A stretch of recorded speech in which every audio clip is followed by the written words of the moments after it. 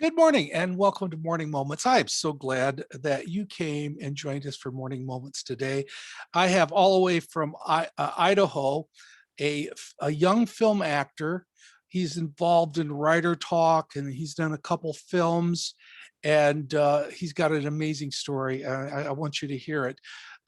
Elijah Holston. Welcome, Elijah, to Morning Moments. Hi, Andy. It's great to be here.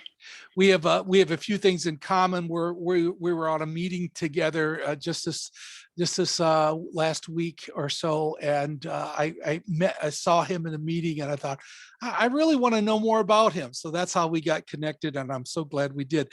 Tell me a little bit about yourself. What do you do, and why do you do it?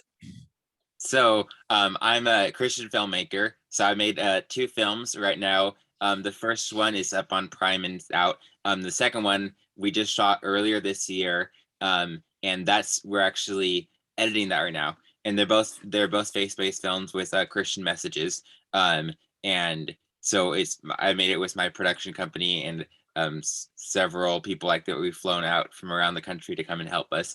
So that's really cool. And then I'm also working on this app to help writers because I'm a writer myself, and my goal is to help people write their books because I believe that everybody has a story, and that they should tell it. So I'm working on this app that I think will help people write their books, and it's called Writers Talk, and that'll be out in early January. But yeah, so that's what I do, and then I live out here in Coeur d'Alene, Idaho, with my family. And we have a good life. Let me see. So why do I do it? I'm doing the app because I want to help people write their books. Like I said, I believe that everybody has a story to tell. And so many people think, oh, well, there's so many books out there. Why would I write mine? Because it won't have any impact. Why would I spend the time on that? But I believe it's so important because even if one person is impacted by your book, that's one life that you impacted that you wouldn't have if you had not written that book. So that's my why for that. And then for filmmaking, I want to spread the gospel through films because I think that the visual medium is so powerful, and I think that's an amazing way to do it. Now you've actually been doing films for like about 3 years now, haven't you? Professionally, yeah. We made our first like short film when I was 8. Okay. And then you started doing professionally about 3 years ago. So, folks, what amazes me, you might have noticed, is that he maybe appear to be young. Can you tell us how old you are? I'm 19. Okay, he's done all this and he's 19 years old, folks. I just want to, you see why I'm so impressed with this young man. Just a great heart.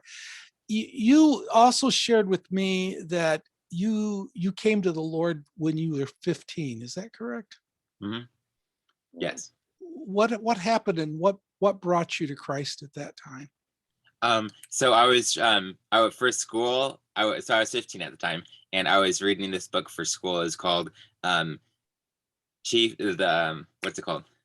I forget the title. It's in my mind. It's by John Bunyan. It's called the Bounding Chief Grace Abounding to the Chief of Sinners. Okay. And so it was a really good book, and it really impacted my life because at that point of my life, I had a lot of questions about like my faith and like where we're going kind of thing.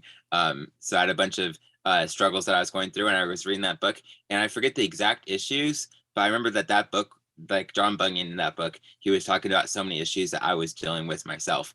And then like he was saying like how he went through it, and he like went in depth into like all the steps, not like steps, but like all the things that he went through and how he dealt with that. So I read that and I was like, wow, like there's hope. So that's what God used to bring me to him. Now, you were raised in church, right? Yes. So, and a lot of times people who are raised in church, you're not automatically grandfathered into the kingdom of God. I just, and people have to make their own decision. And I've often said one of the important things about people who are raised in church, God doesn't have any grandchildren. He only has children. And so you can't go to heaven on mom and dad's faith. But at some point, there's an awakening that And I love the story when Elijah says it happened to him at 15.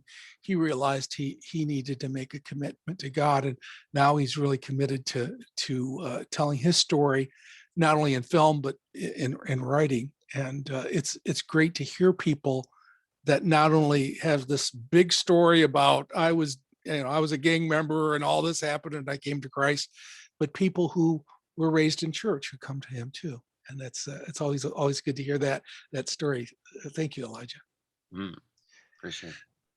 What is there anything in particular in these times that you're putting things together, and you're any lessons learned that you just feel God has just impressed on your heart? Any what's on your heart today? I think what I've really been thinking about a lot in the last few days, I've been reading a bunch of like business books because I'm starting this new company. So I want to like get my mind around all these other people who've done things similar to it. And a lot of the people are like talking about like how you have to like keep on going and keep on expanding pretty much, and like not being like complacent in where you are, but like always looking to like go to higher places. And like, because like the bigger your platform is, the more people you're reaching, which is ultimately the goal. So then I've been thinking about that, and then like there's been this inner struggle that I've been having about like where's the line between like being content but then like being complacent, because like Paul talks about like how he was content, and then I couldn't really balance like how you could be content where you are while still trying to get more, and like just so trying to expand, because nobody wants to just stay right where they are their whole lives. And then I heard somebody say complacent, and I was like, wait, that's the word I was looking for, because you can be content without being complacent. And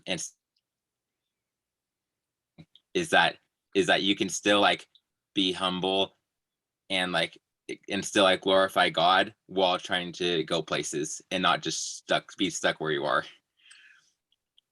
Good. What a fabulous word. I just knew, Josh, that Elijah had something to share today. I just really knew in my heart that God had a really message for him. Here's what I want you to do, folks. We're going to put the information down below, like we usually do in the the comment section, so that you could see what Elijah's done and what his company's doing, and where they're going towards. And you can hear more about him through their websites and what links that are there. But more important than that, I want you to be praying for this young man. Him and your brother's working with you as well, right? I want you to pray for him and his family, because here they are at such a young age and starting out, and that with the fire and the zeal to serve the Lord, and to present the gospel either through writing or through film. And what they need is your prayer. And I want you to be praying for them, and lift them up in prayer, and that God would constantly work with them, be with them. And I am looking forward to hearing more about how God's going to use you in your film ministry. Well, thank you so much. It has been my pleasure to have you on Morning Moments. Thank you so much for sharing your heart today. Yeah, absolutely. Thank you so much for having me on. Yeah. Folks, there's some of you that just watched this that need to pass it on to somebody else. And so there's some of you that's going to say, you're not going to believe this young man. You got to check this out, and you know who you need to pass this interview on to somebody else.